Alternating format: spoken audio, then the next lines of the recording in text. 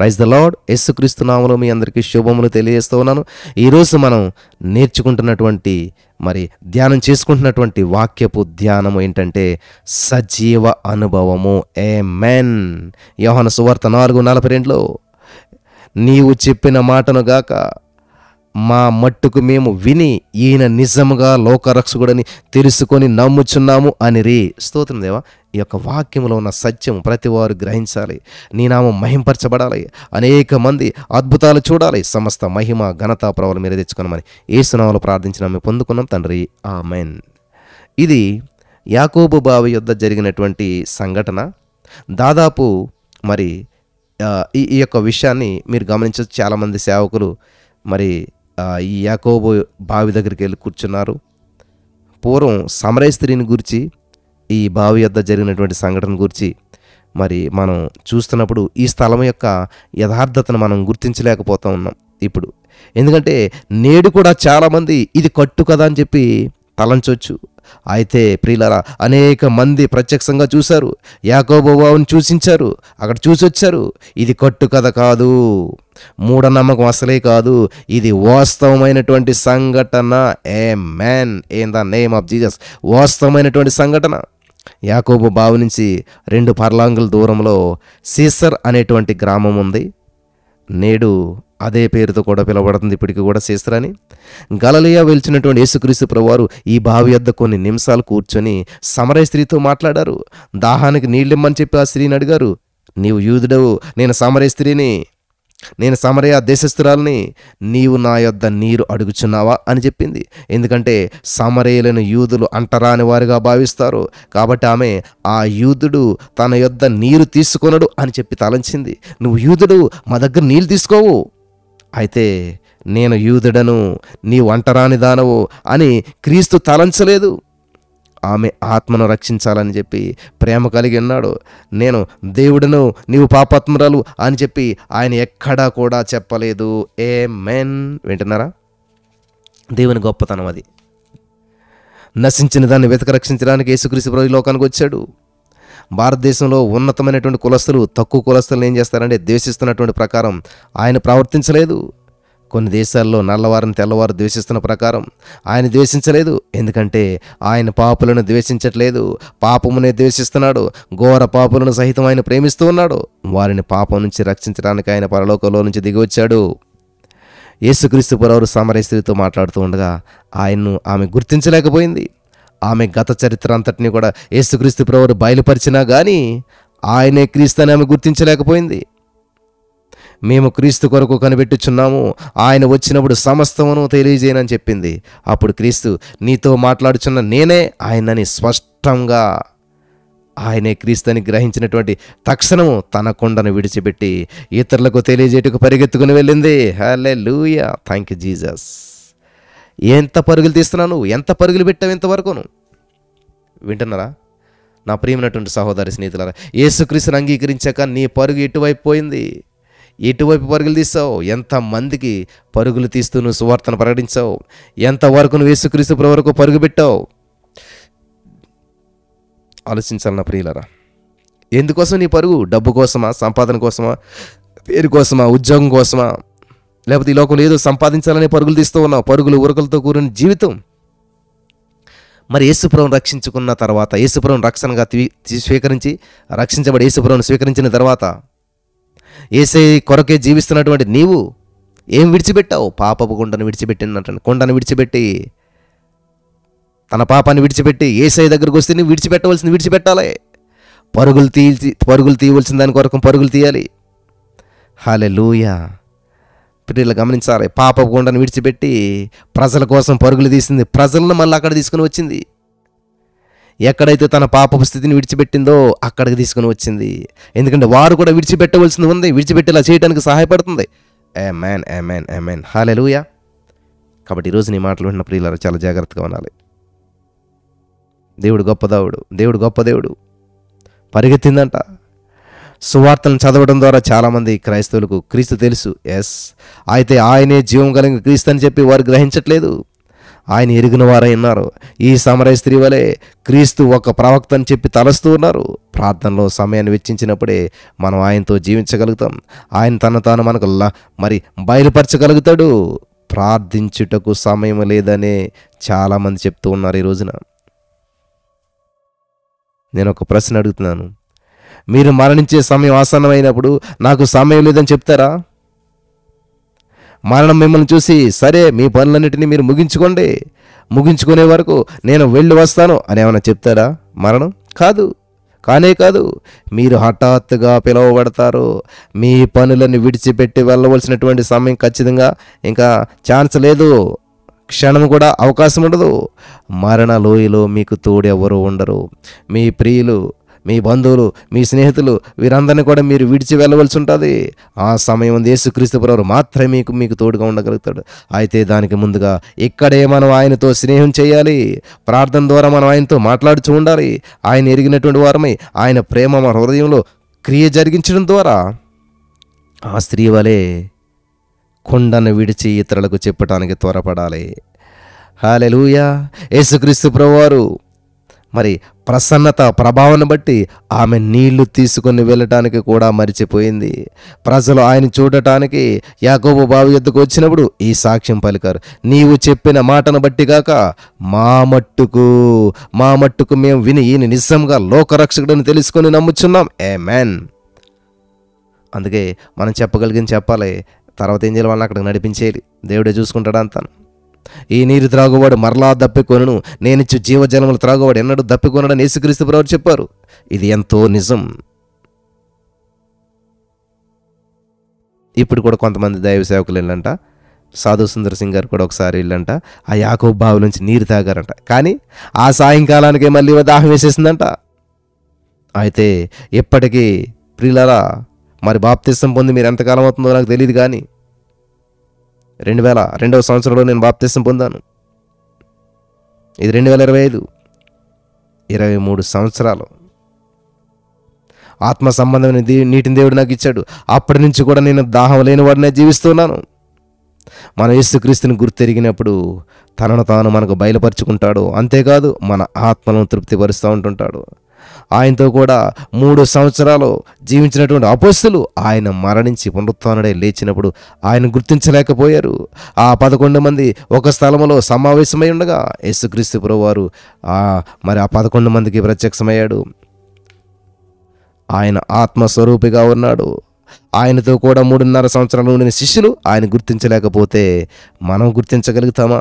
శిష్యులు ఆయన గుర్తించలేకపోవటకు కారణం ఆయన మామూలు శరీరంలో ప్రత్యక్షం కాలేదు, కానీ పునరుత్థానుడైనటువంటి యేసుక్రీస్తు మహిమ శరీరంతో ప్రత్యక్షమయ్యాడు.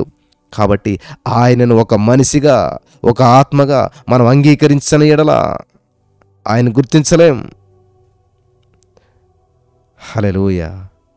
మన ఆధ్యాత్మికమైన నేత్రాలు తెరవబడిన వారమై మనం ప్రార్థిస్తున్నప్పుడు ఆయన్ను జీవము కలిగినటువంటి యేసుక్రీస్తుగా మనం గుర్తించుతాం. గత నెల మరి ఎంతోమంది ఎన్నో దర్శనాలు అవి చెప్తూ ఉన్నారు. కానీ నువ్వు దేవుడు ఆత్మ గాడ్ ఈజ్ స్పిరిట్, దేవుడు ఆత్మ అన్నాడు. ఒకసారి సాధు సుందర్ సింగ్ గారు ఎరుసలేంకి వెళ్ళారంట. 7 మైళ్ళ దూరంలో పాలస్తీనాకు వెళ్ళి, పాలస్తీనాకు 7 మైళ్ళ దూరంలో ఉన్నటువంటి ఎంఐ గ్రామానికి వెళ్ళారంట.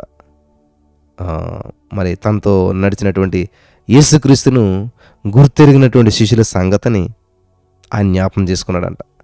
వారితో కూడా మాట్లాడుతూ మాయమైపోయిన తర్వాత ఆయన క్రీస్తు అని చెప్పి వారు గుర్తించారంట. వారితో ఉన్నంతకాలం, వారితో నడిచినంతకాలం, వారితో మాట్లాడినంతకాలం గుర్తించలేదు. ఇదే చాలా మందిలో జరుగుతుంది. ఆయన ప్రసన్నతను బట్టి ఆయనను గ్రహించడం ఒక అద్భుతమే. ఆయన త్రోవలో మనతో మాట్లాడుట లేఖనములను మనకు బోధించుచున్నప్పుడు మన హృదయము మనలో మండలేదా అని వారు చెప్పుకున్నారు. హృదయము మండుట ఆయన ప్రసన్నత ప్రభావమే. నేత్రములు గుర్తించలేకపోయాను, కానీ హృదయాన్ని గుర్తించింది హృదయం. అవును, ప్రార్థన ద్వారా ప్రభు ప్రసన్నతను మన హృదయంలో అనుభవించగలుగుతూ ఉన్నాం. మన హృదయం మనలో మండుచున్నది. పరిశుద్ధాత్మాగ్ని లోకానుసారమైనటువంటి నీటి ద్వారా అణచివేయబడదు. ఆయనను కనుగొనిన మనము ఊరుకొనలేము. యేసుక్రీస్తుని గురించి తప్పక మాట్లాడతాం. ఊరకుండుట మనకు అసాధ్యం. టిబెట్ దేశంలో మరి హతసాక్షిగా మరణించినటువంటి కర్తార్ సింగ్ను గురించి మీలో కొంతమంది విని ఉంటారు. ప్రజలకు సువార్తను ప్రకటించడానికి అతను వెళ్ళాడు. ఊరుకో క్రీస్తుని గురించి వినుటకు మేము ఇష్టపడతలేదు, ఊరుకో క్రీస్తుని గురించి మేము వినటానికి ఇష్టపడతలేదు అని జనులు త్రోసిపుచ్చారు. ఒక ధనవంతుని కుమారుడైనటువంటి కర్తార్ సింగ్ టిబెట్ దేశంలో సువార్తను ప్రకటించడానికి సమస్తాన్ని వదిలేశాడు. యేసుక్రీస్తు తప్ప ధన ధాన్యాలు ఆత్మకు శాంతిని సంతృప్తిని ఇవ్వలేవని చెప్పేసేసి ఆయన నమ్మేడి అనుభవించాడు. మరి సాధు సుందర్ సింగ్ గారు టిబెట్ దేశంలో ఉండగా ఆయన ఎలాగూ చంపబడ్డాడో విన్నాడో. ఒక కొండ శిఖరానికి తీసుకుని వెళ్ళి ఆయన్ను యాక్ అంటే జడల బర్రే అనేటువంటి పచ్చి జంతు చర్మంతో కుట్టి సూర్యుని వేడిమిలో 3 దినాలు ఎండబెట్టి కర్తార్ సింగ్ హతసాక్షి మరణాన్ని గురించి చెప్పినటువంటి వ్యక్తి ముఖం సంతోషంతో ప్రకాశించడం చూసి ఆశ్చర్యపోయాడు సాధు సుందరం గారు. ఎందుకంటే విచారకరమైన సంగతిని చెప్తూ ఉండగా మీరు సంతోషంగా ఉన్నట్టు కనబడుచున్నారు అన్నాడు. అప్పుడు అతడు, అది విచారకరమైన సంఘటన కాదు, ఆయన మరణం ఒక ఆశ్చర్యకరము. ఆయన ఆ చర్మంలో కుట్టబడి ఉండగా ఆకలి దప్పులతో అలమటించాడు. ఇప్పుడు ఎలాగున్నావు అని ప్రశ్నించినప్పుడు క్రీస్తు కొరకు శ్రమ అనుభవించుటకు ఇవ్వబడిన గొప్ప ఆధిక్యతను బట్టి దేవుని స్తుతిస్తున్నాను అని జవాబిచ్చాడు ఆయన. కర్తార్ సింగ్ మరణించడానికి బాధపడలేదు, కానీ ఎంతో సంతోషించాడు. ప్రజలు దీనిని గ్రహించవాలని చెప్పి నా ప్రియమైనటువంటి సహోదర స్నేహితులారా నేను వేడుకుంటూ ఉన్నాను. యేసుక్రీస్తుతో కూడా ఈ లోకమందు జీవించట, భూమి మీద పరలోకం అనుభవించటమే. ఆమేన్. ప్రజలు పొద్దునైనటువంటి ఇనప మేకులను తెచ్చి ఆయన శరీరానికి కొట్టారు. రక్తం ప్రవహిస్తూ ఉన్నది. ఆయన చెప్పసఖ్యము కానటువంటి ఆశ్చర్యకరమైనటువంటి సంతోషం అతనికి ఉన్నది. అందరూ అతను వదిలి వెళ్ళిపోయారు. అప్పుడు అతడు, అందరూ నన్ను విడిచి వెళ్ళరు కానీ నా రక్షకుడు నన్ను విడిచి వెళ్ళలేదు. ఆయన నాతో కూడా ఉన్నాడు, నాలో ఉన్నాడు.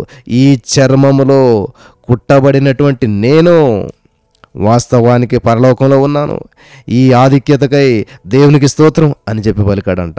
శ్రమల మధ్య యేసుక్రీస్తు ఇంత సంతోషాన్ని దయచేసినటువంటి ఎడల హింస లేనటువంటి పరలోకమందు మరెంత సంతోషం ఉంటుంది. ఇప్పుడు దాన్ని గ్రహించలేకపోవటం వలన తర్వాత దానిని గ్రహించడానికి అసాధ్యమైనదిగా ఉండును. మనం దేవుని యందు విశ్వాసం జీవించుచున్నాం. ఎందుకంటే ఆయన సర్వాంతర్యామి, ఆయన గాలి వలె వ్యాపించి ఉన్నాడు. మన హృదయమందు ఆయన ప్రసన్నతను మనం గ్రహించని ఎడల ఆయన మనలో ఉండడు. మరి సాధు సుందర్ సింగ్ గారు ఒకసారి హిమాలయ పర్వతాల గుండా ప్రయాణం చేస్తూ ఉన్నాడంట. ఒక సెలయేటి ప్రక్కన కూర్చున్నాడంట. ఆయన ఎంతో కాలం నుంచి ఆ సెలయేటిలో పడినటువంటి ఒక గుండ్రని రాయిను చేతితో తీసుకుని ప్రయాసపడి దాన్ని పగలగొడితే ఆ రాయి యొక్క మధ్య భాగం ఎండిపోయిందంట. ఎంతో కాలం నీళ్ళలో పడి ఉన్నా కానీ ఆ రాయి మధ్య భాగం చెమ్మలేదు. చాలామంది క్రైస్తవులు ఆ రాయి వలె ఉన్నారు. వారు సంఘములో ఉన్నారు కానీ క్రీస్తు వారి యందు లేడు. అందును బట్టి నీరును నిందించట కాదు కానీ ఆ రాయి యొక్క కఠిన స్వభావాన్ని నిందించాలి. ఆ ప్రకారమే మన హృదయ కాఠిన్యము నిందించవలనే కానీ దేవుని నిందించకూడదు. మన హృదయంలో ఆ రాయి వలె ఎంతో కఠినంగా ఉన్నాయి. ఏది కూడా ఎటువంటి ప్రభావం చూపించలేకపోతున్నది. ఆయన మనలో ఉన్నప్పుడు నిజమైన సంతోషం కలుగుతుంది.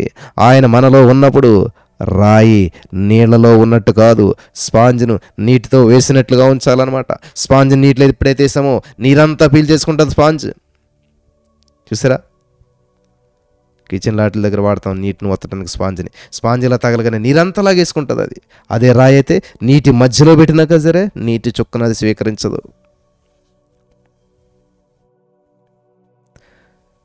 హల్లెలూయా. స్పాంజ్ను నీటిలో వేసినప్పుడు అది నీటిలో ఉంటుంది, నీరు దానిలో ఉంటుంది. నీరు స్పాంజు వేరు వేరు వస్తువులే కానీ అవి ఒకటిగా ఉంటూ ఉన్నాయి. హల్లెలూయా. దేవుడు మన యందును మనం ఆయన యందును ఉండవలను. మనం ఆయన యందు జీవించినట్లా పాపపు నలుపు అంతము చేయబడుతుంది. హల్లెలూయా. పాపపు నలుపు మన స్వయం కృషి వలన తీసివేయబడదు. బొగ్గు యొక్క నలుపును వందలాది సబ్బులతో కడిగినా కానీ తొలగించలేం. అయితే దానిని అగ్గిలో వేసినప్పుడు హల్లెలూయా దాని రంగు మారిపోతుంది. ఆమేన్. హల్లెలూయా. బొగ్గును పాలతో కడిగినా తెల్లగవదు, కానీ అదే బొగ్గును అగ్నిలో వేస్తే ఆ నల్లన బొగ్గు ఎర్రగా మార్చబడుతుంది. ఆమేన్. అవును నా ప్రియమైనటువంటి వారలారా, మన పాపపు నలుపును మనం స్వయం కృషితో తీసివేయలేము, కానీ పరిశుద్ధాత్మ అగ్నితో దహించబడినప్పుడు అది తొలగిపోతుంది. అంతేకాదు దేవుని రాజ్యం మన మధ్య ఉన్నదని చెప్పి గ్రహించాలి. దేవుని రాజ్యం ఎక్కడో ఉన్నదని కొంతమంది ప్రజలు తలస్తున్నారు. దేవుని రాజ్యం మీ మధ్యన ఉన్నది అని యేసుక్రీస్తు ప్రభువు ప్రకటించాడు. ఆత్మీయమైన అనుభవం లేనప్పుడు మనం దాన్ని గ్రహించలేకపోతూ ఉంటుంటాం. అయితే మనకు అనుభవం కలిగినప్పుడు దేవుని రాజ్యం మనలో ఉండటాన్ని మనం గ్రహించగలుగుతాం. మరి సాధు సుందర్ సింగ్ గారు టిబెట్ దేశంలో ఒక గ్రామంలో సువార్త ప్రకటిస్తూ ఉన్నాడంట. జరిగినటువంటి ఒక సంఘటన మీతో చెప్తున్నాను. నీవు మా దేశానికి రాకూడదని చెప్పి ఎన్నోసార్లు నీకే చెప్పాం కదా అని సాధు సుందర్ సింగ్ గారితో అన్నారంట. అయితే పదే పదే నువ్వు వస్తున్నావు కాబట్టి నిన్ను చంపబోతున్నావు అని చెప్పి ప్రజలు చెప్పారంట. అయితే లామా ఇతని చంపుటకు అనవసరం కార్తార్ సింగ్ మరణం ప్రజలలో మంచి అభిప్రాయాన్ని కలుగజేసి ఉన్నది. కాబట్టి ఇతనిని తీసుకుని వెళ్ళి అడవిలో బంధించండి అని ఆజ్ఞాపించాడంట. ప్రజలు సాధు సుందర్ సింగ్ అని తీసుకెళ్ళి దట్టమైన అడవిలోనికి తీసుకుని వెళ్ళారు. ఇనప గొలుసులతో ఒక చెట్టు కట్టేశారు. గొలుసుకు ఒక తాళను కూడా వేశారు. కాబట్టి ఇక్కడ ఈయనకుండిందల్లా ఒక దుప్పటి, ఒక బైబిలు. అయితే ఆ వారు రెండింటిని కూడా తీసుకువెళ్ళిపోయారు. బంధించబడినటువంటి సాధు సుందర్ సింగ్ గారు అటు ఇటు కదలేని స్థితిలో ఉన్నాడు. ఎంతో విపరీతమైనటువంటి చలి, దాన్ని భరించలేక బాధపడుతూ ఉన్నాడు. సహాయపడటానికి ఎవరు లేరు. అయితే యేసుక్రీస్తు ప్రభువారు మరి అక్కడ ఉన్నాడు. హల్లెలూయా అని ఆయన నమ్మాడు, ఆయన ఆదరించబడ్డాడు. గమనిస్తున్నారా ప్రియులారా? Thank you Jesus. చలి వాతావరణం వలన రాత్రంతా కూడా మరి కన్ను మూయకుండా అలాగుండిపోయాడైనా, నిద్ర లేకుండా ఉండిపోయాడు సాధు సుందర్ సింగ్ గారు. నెక్స్ట్ మార్నింగ్ ఉదయం అయిపోయింది. ఉదయం అయ్యేసరికి ఆయన చనిపోతాడేమనుకున్నాడు. కానీ ఆశ్చర్యకరమైనటువంటి సమాధానము, సంతోషము ఆ సాధు సుందర్ సింగ్ అని ఆవరించిందంట. పరలోకాన్ని భూలోకమందు అనుభవించినట్లుగా ఉన్నదంట. యేసుక్రీస్తు జీవము కలిగిన వాడు, దేవుడు కాని ఎడల ఆయన ఒక మహనీయుడు మాత్రమే అయిన ఎడల నాకు శ్రమల మధ్య శాంతి సమాధానం ఇచ్చేవాడు కాదు. అయితే పరిశుద్ధాత్మ ద్వారా సమాధానాన్ని వేడిమి కలిగినప్పుడు ఆ సాధు సుందర్ సింగ్ గారి యొక్క శ్రమ, చలి వాతావరణం జయించి కొన్ని నిమిషాలు కళ్ళు మూసుకొని కునుకు తీశాడంట ఆయన. అంతలో చెట్టు నుండి ఆయన మీద పడినటువంటి పండును బట్టి మేలుకొన్నాడంట ఆయన. ఎంత ఆశ్చర్యము! సాధు సుందర్ సింగ్ గారిని బంధించినటువంటి గొలుసు యొక్క తాళము తీయబడి ఉన్నదంట. ఈయన స్వతంత్రుడిగా ఉన్నాడంట. అక్కడ ఎవరూ కనపడలేదంట. అక్కడ తీయని పండు దొరుకుతూ ఉన్నాయంట. అవన్నిటిని తీసుకొని తింటూ ఉన్నాడంట. సువార్త ప్రకటించడానికి గ్రామాలకు వెళ్ళాడంట ఆయన. చూసారా, అలనాడు పౌలు మరి వీళ్ళు బంధకాలు తెగిపోయాను విన్నాం, కానీ ఇది కూడా జరిగినటువంటి సంఘటనే.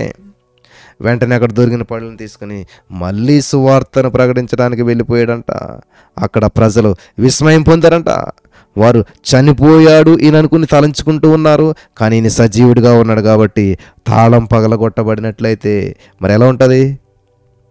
ఆ తాళం ఎవరైనా పగలగొట్టారేమని తెలుసుకోవడానికి అడవిలోకి వెళ్ళారంట. మరి ఆయన బంధించినటువంటి గొలుసు యొక్క తాళపు చెవి లామా యొద్ద మాత్రమే ఉంది, అంటే సైనికుడి వద్ద మాత్రమే ఉన్నది. ఆ తాళం పగలగొట్టబడలేదు, కానీ బంధకముల నుండి ఈయన విడిపించబడటాన్ని బట్టి వారు మరింత ఆశ్చర్యపోయారు. తాళంలాగానే ఉంది, గొలుసులాగానే ఉంది. కాబట్టి దేవుడు సాధు సుందర్ సింగ్ గారి ఎడల 2 అద్భుతాలు జరిగించాడు. శ్రమల మధ్య ఆశ్చర్యకరమైన సమాధానం దయచేశాడు. రెండవదిగా బంధకాల నుంచి విమోచించాడు, విడిపించేశాడు. జీవము కలిగిన యేసుక్రీస్తు ప్రభువు శక్తి వల్లనే ఇలాగ జరుగుతుంది. ఆయన నేడు తన ప్రజలకు ఇలాగనే సహాయం చేస్తూ ఉన్నాడు. ఆయన ఎల్లప్పుడూ కూడా వారితో కూడా ఉన్నాడు. జీవము కలిగిన యేసుక్రీస్తు సాక్షిగా ఉండటానికి మనమంతా ఇప్పుడు వచ్చాం. కొంతకాలం క్రిందట మరి ఒక విమర్శకుడిని సాధు సుందర్ సింగ్ గారు కలుసుకున్నారంట. యేసుక్రీస్తు ప్రభువు మహనీయుడు, గొప్ప ఆత్మీయ నాయకుడు, పరిపూర్ణమైన వ్యక్తి అనడానికి అనుమానం లేదు, కానీ ఆయన దేవుడని నేను నమ్మలేకపోతున్నానని ఆయన వాదించాడంట. ఒకప్పుడు నేను కూడా ఇలాగే చెప్పుకున్నానయ్యా, సాధు సుందర్ సింగ్ గారు అన్నారంట. నేను కూడా ఇలాగే నమ్మేవాడుగా దేవుడని, యేసు ప్రభుని. అయితే ఇప్పుడు నాకు అనుభవం కలిగింది. ఆయన మన ఎడల ఎన్నో అద్భుతాలు చేస్తూ ఉన్నాడు. ఆయన దేవుడు అని ఇంకా నమ్మటానికి నీకేంటి అనుమానం? ఇప్పుడు ఎన్నో అద్భుతాలు చేస్తూ ఉన్నాడు కదా. ఒకప్పుడు నేను క్రైస్తవ్యానికి శత్రువుగా ఉన్నాను, ఏదైనా సరే రుజువును చూడనిదే శత్రువు ఎలాగ మారగలుగుతాడు? తూర్పు దేశములందు పశ్చిమ దేశములందును నిత్యము సత్యమును వెదకు వారందరికీ కూడా యేసుక్రీస్తు తను తాను బయలుపరుచుకుంటూ ఉన్నాడు. వారు క్రీస్తు యొక్క జీవము కలిగినటువంటి ఆశ్చర్యకరమైనటువంటి శక్తిని చూస్తూ ఉన్నారు. మరో స్నేహితుని గురించి మరి మీతో పంచుకోవాలనుకుంటున్నానని చెప్పి సాధు సుందర్ సింగర్ తన యొక్క అనుభవాన్ని చెప్తూ ఉన్నాడు. కొండ శిఖరానికి అతను తీసుకుని వెళ్ళారంట. నిన్ను నీవు రక్షించగోరుకోడిన నీ విశ్వాసం విసర్జించు, లేకపోతే క్రిందన్న లోయలో నేను పడదోస్తాం అని బెదిరించారంట. నీ విశ్వాసం ఉంటే నిన్ను రక్షించుకో, లేకపోతే కొండలను తోసిపడేస్తాం అన్నారంట, పెద్ద కొండ నుంచి పైనుంచి. అప్పుడు విశ్వాసాన్ని విసర్జించు అంటే విశ్వాసం వేసి విడిచిపెట్టేసి అంటే అప్పుడు అతడు నేనేమీ కూడా తప్పు చేయలేదు కదా, నన్ను ఎందుకు శిక్షిస్తున్నారు? రక్షకుని గురించి నేను ఇతరులకు చెప్తూ ఉన్నాను అని సమాధానం ఇచ్చాడంట. యేసుక్రీస్తునందల విశ్వాసాన్ని అతడు విడిచిపెట్టుకొనడానికి చూసినటువంటి ప్రజలు అతను చూసి ఇప్పుడు మేము నిన్ను చంపబోచున్నాము అని చెప్పి ఆ కొండ శిఖరం నుండి కిందలో నెట్టివేయటకు సిద్ధపడ్డారంట. భయపడి ఆ వ్యక్తి ఆకాశం వైపు చూసి దేవా నా ఆత్మని చేతులకు అప్పగిస్తున్నాను అని చెప్తూ ఉండగా అతనిని పడవేశారు, అతని మీద రాళ్ళు రువ్వారు. అయితే గొప్ప అద్భుతం ఏంటంటే అతడు తీవ్రంగా గాయపడ్డాడు. అర్ధగంట సమయం స్పృహ తప్పినటువంటి స్థితిలో ఉండిపోయాడు. ప్రాణం కోల్పోలేదు. స్పృహ వచ్చినప్పుడు తన తలను మాత్రము ఎత్తెను, కానీ కూర్చున్న చోట లేకపోయాను. అతని శరీరం అంతా కూడా రక్తంగా ఉన్నది. అప్పుడు అతడు అందరూ నన్ను విడిచిపెట్టండి, నాకు సహాయం చేయవారు ఎవరు లేరు అని తనలో తను అనుకుని ఉండగా అందరూ కూడా నిన్ను విడిచిపెట్టారు కానీ నేను నీతో కూడా ఉన్నాననేటువంటి మధురమైనటువంటి స్వరం వినపడ్డదంట. ఎవరో ఒక సత్పురుషుడు నాకు సహాయం చేయడానికి వచ్చాడని చెప్పి అతడు తలంచాడంట. తేరి చూడగా అలాగే ఒక మనుషుడు వచ్చి కనపడ్డాడంట. ఆ మనుషుడు అతను లేవనెత్తి ఆ బండకు ఆంచి కూర్చోబెట్టాడంట. నీరు తెచ్చిచ్చాడంట.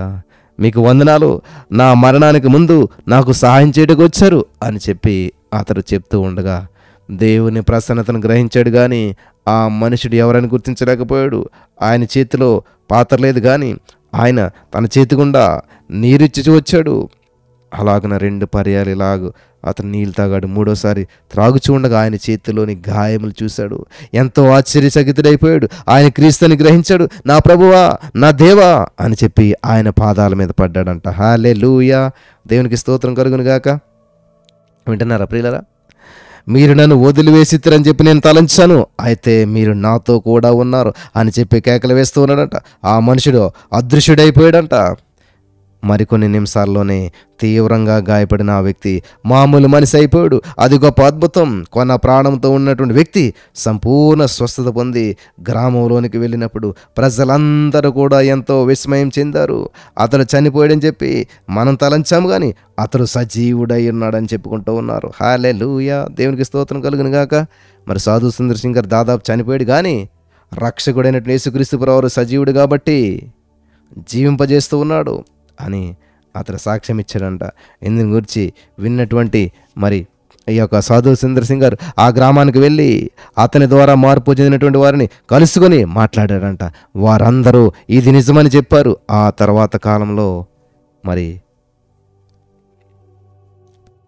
ఈ యొక్క సాధు సుందర్ సింగ్ గారే వెళ్ళి స్వయంగా కలుసుకున్నారంట. మీ అనుభవం ఏంటి అని అడగగా అతడు ఎట్లా అన్నాడు, యేసుక్రీస్తు నాకు నూతన జీవం ఇచ్చాడు. యేసుక్రీస్తు కేవలం మానవుడు కాదు, ఆయన దేవుడు. మనుషులను రక్షించుడిగా ఆయన మానవుడయ్యాడు. ఇటువంటి ఆశ్చర్యకరమైనటువంటి కార్యాలు, అద్భుతాలు మీ దేశంలో జరగటానికి, ఇక్కడ జరగకపోవటానికి కారణం ఏంటని సాధు సింగ్ గారు అడిగితే మా దేశం ఎందుకు జరగట్లేదంటే క్రీస్తు తన స్వకీయుల ఎడల ఎన్నో అద్భుతాలు చేసినా కానీ వారు ఆయనను అంగీకరించట్లేదు, వారు ఆయనను అర్థం చేసుకోవట్లేదు, తృణీకరించారు. దేవుని వాక్యంలో రాయబడినది ఆ ప్రకారమే ఇప్పుడు క్రైస్తవ దేశం అనబడేటువంటి దేశంలో ఆయన యందు విశ్వాసం ఉంచుతూ ఉన్నారు అని చెప్పి ఆయన స్వకీయులు చెప్పుకొనిచున్నారు కానీ వారు కేవలం నామకార్థ క్రైస్తవులై ఉన్నారు. క్రైస్తవ్యం ద్వారా వారు ఎన్నో ఆశీర్వాదాలు పొందుకున్నారు కానీ వారు క్రీస్తును మరిచిపోయారు కాబట్టి ఆయన వారికి ఏమీ కూడా చూపించలేకపోయాడు. ఆయన సత్యమును వెదకేటువంటి వారికి ఆయన అద్భుతమైనటువంటి శక్తిని చూపిస్తూ ఉన్నాడు. ఆయన తన స్వకీయుల యొద్దకు వచ్చాడు, వారు ఆయన్ను అంగీకరించలేదు. ఆయన ప్రజలము క్రైస్తవులు అని చెప్పుకొనిచున్నారు, వారు తమ హృదయాలను ఆయనకి ఇవ్వటలేదు, కాబట్టి ఆయనను నిరాకరిస్తూ ఉన్నారు.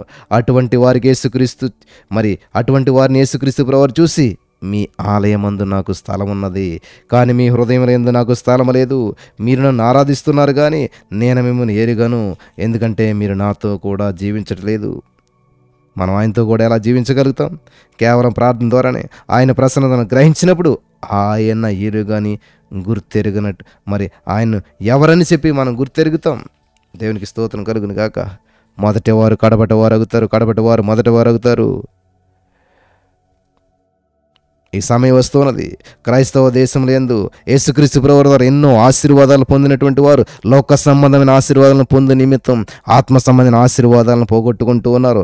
అయితే అన్య దేశంలో ఉన్నటువంటి ప్రజలు ఇప్పుడు గొప్ప ఆశీర్వాదాలను పొందుకుంటూ ఉన్నారు.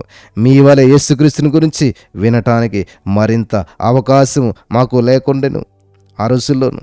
ఈ రోజున మీకు ఇటువంటి విషయాలన్నీ మీకు యూట్యూబ్, ఫేస్బుక్, వాట్సాప్ ద్వారా మీ ఇంటికి వస్తూ ఉన్నాయి. ఇటువంటి సత్యాలు మాకు అప్పుడు తెలిసేటువంటిది కాదు.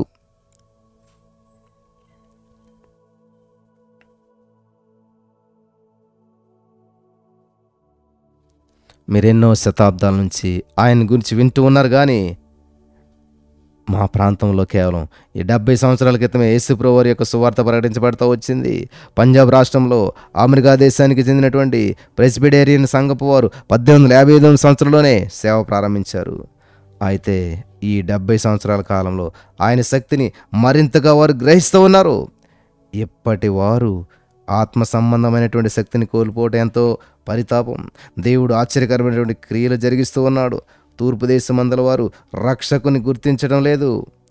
ప్రపంచమందలి పలు ప్రాంతాలకు అపోస్తులను పంపుచు మరి సమరయ యొక్క ఏదైతే పరిచర్య ఉన్నదో అనేక దేశాలకు పరిచర్యలు వెళ్ళవలసిన సమయం వచ్చేసింది ప్రియులారా. కాబట్టి ఈరోజు నీ మాటలు వింటున్న ప్రియమైనటువంటి సహోదర స్నేహితులారా, దేవుడు ప్రేమామయుడు, కానీ ఆయన యందు విశ్వాసం ఉంచవలసిందిగా ఆయన ఎవరిని బలవంత పెట్టడు. దొంగతనానికి వెళ్తూ ఉండగా ఆయన ఆపడు. కొందరు అబద్ధమాడుతూ ఉండగా దేవుడు వారి నోళ్లను మూసేడు. ఎవరైతే ఇష్టపూర్వకంగా ఆయన వెతుకుచున్నారో వారిని దేవుడు ఆశీర్వదిస్తూ ఉన్నాడు. ఆయనను వెతుకువారు కనుగొంటూ ఉన్నారంట. పశ్చిమ దేశాల యందు ప్రజలు సైన్స్ తత్వజ్ఞానాలను అలా వెతికారు, కాబట్టి వారు విద్యుత్ శక్తిని కనిపెట్టారు. ఆకాశమందు ఎగురుటకు మరి కనిపెట్టారు. అయితే తూర్పు దేశమందు ప్రజలు మతాన్ని వెతుకుతున్నారు, కాబట్టి అది వారికి దొరికింది. అన్ని మతాలు కూడా తూర్పునందే ప్రారంభమయ్యాయి. ఆది నుండి వారు సత్యము కొరకు వెతుకుచూ ఉన్నారు. యేసుక్రీస్తు పాలస్తీనా దేశమందు జన్మించినప్పుడు ఆయనను చూడవచ్చినటువంటి వారందరూ తూర్పు దేశపు జ్ఞానులే. పశ్చిమ దేశపు వారు ఎరగలేదు.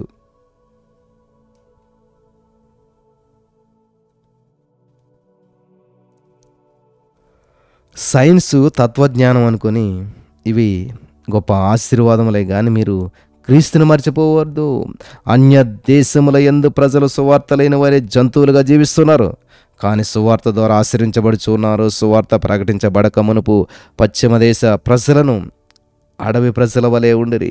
అయితే క్రైస్తవ జంతువులను మనుషులను మరి దేవదూతలుగాను మార్చేశారు. దేవుడు లోకానుసారమైన ఆశీర్వాదాన్ని ఇస్తూ ఉన్నాడు. ప్రియులు గమనించాలి, ఆత్మ సంబంధమైన ఆశీర్వాదాన్ని కొందరికి కాదు అందరికి ఇవ్వగోరుతున్నాడు. అయితే ఆత్మ సంబంధమైనటువంటి ఆశీర్వాదాలను పొందారు కొందరు. సువార్త ప్రకటించడానికి మిషనరీలను పంపబడినటువంటి ఆశ కలిగి ఉన్నారు. అవును, ఆయన చూసినటువంటి వారు ఊరుకోలేరు. వారు వెళ్ళి ఇతరులకు సాక్ష్యం చెప్తూ ఉంటారు. ఆనాడు సమయం మరి స్త్రీ చెప్పినటువంటి సాక్ష్యంతో మా సాక్ష్యము సమానంగా ఉన్నది. నీవు చెప్పినటువంటి మాటను కాకుండా మా మట్టుకు మేము విని ఈయన నిజముగా లోకరక్షకుడు అని చెప్పి మేము నమ్ముచున్నాము అలా అన్నారు. జాగ్రత్తగా ఉన్నారు ప్రియులారా. ముగించుకుందాం. ఈ చిన్న మెసేజ్ మరలా మరలా వినండి. ఆయన గురించి తెలుసుకునేటువంటి నిమిత్తం పుస్తకాలు చదువుట మాత్రం కాదు, ఆయన దర్శించుటకును ప్రభు సహాయం చేయుటకు గాను, అంతేకాదు ఆయనను గురించి సాక్ష్యం ఇచ్చుటకు ఆత్మ సంబంధమైనటువంటి జీవితాన్ని, ఆయన శక్తిని అనుభవించడం ద్వారా